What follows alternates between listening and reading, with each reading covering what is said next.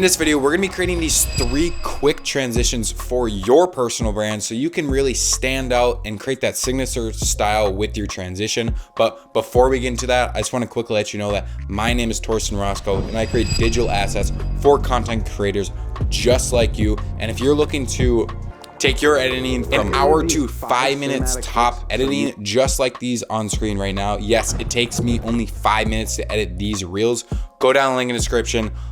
Check out all my editing assets, and without further ado, let's create these transitions. So this is gonna be the first super cool transition we do. It's a super simple and quick flash transition that actually looks nice on like super bright footage or anything, and it just looks really nice. So I just keep playing before and after. It's just super easy to make too. So without further ado, let's create it. You wanna make an adjustment layer first, go into your project panel, hit new adjustment layer, and I just wanna scroll into here.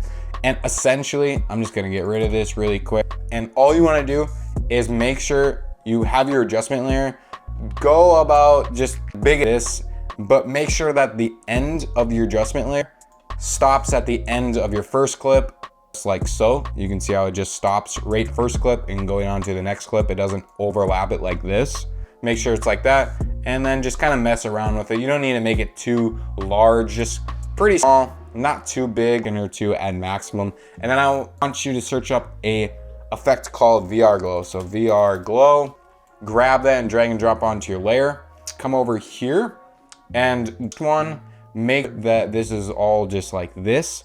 And then I want you to make a few frames forward, so like 1, 2, or 3 frames. I just went 3, and then put this at like, I would say like kind of bring it up a little bit. We're gonna fix this in just a little second. This is actually gonna be too, you can't really see it right now, but I'll just show you super quickly how to really make everything glow. So this keyframe, the second keyframe is gonna be at 0.7. This first one, make sure it's at 0.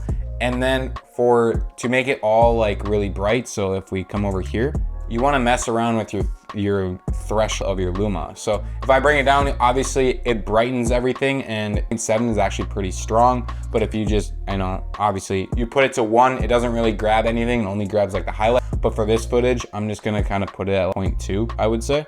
So then we kind of wanna add like a little bit of a build up as you saw before. So I'm just gonna kind of play this, come to the second keyframe, and then go like 2 more keyframes, put this at 0, go like 2 or 3 more keyframes, and then put like 0.8 or 0.9 just to bring it a little stronger. Let's do 0.9, 1's a little too much.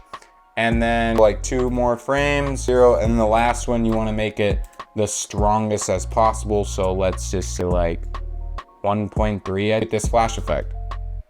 Just boom, that really cool like flash. Just play around with it. If you want it to not have this white all over, you can mess with the saturation, and the saturation will bring out all the colors and everything. It looks pretty cool. It's like this colorful cloud effect that looks pretty cool, but for me, I don't want.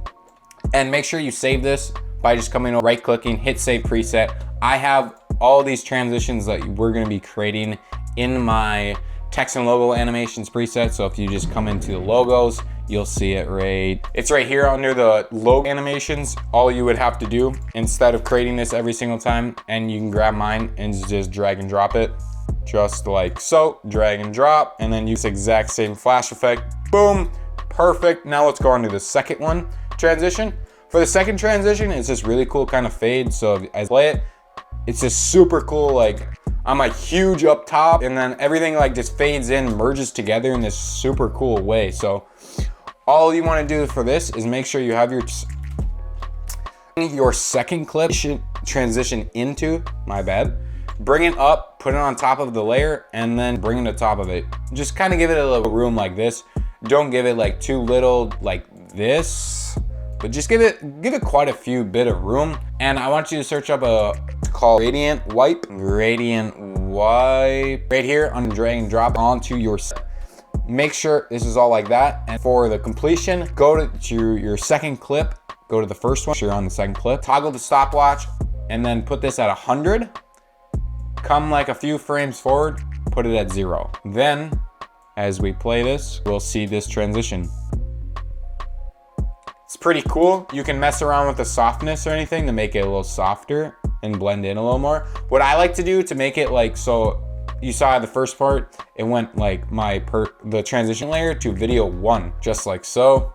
That's absolutely amazing. Now let's go on to this third and last one, which is by far the easiest, because all you do is do one simple thing, and that is these really cool film transitions.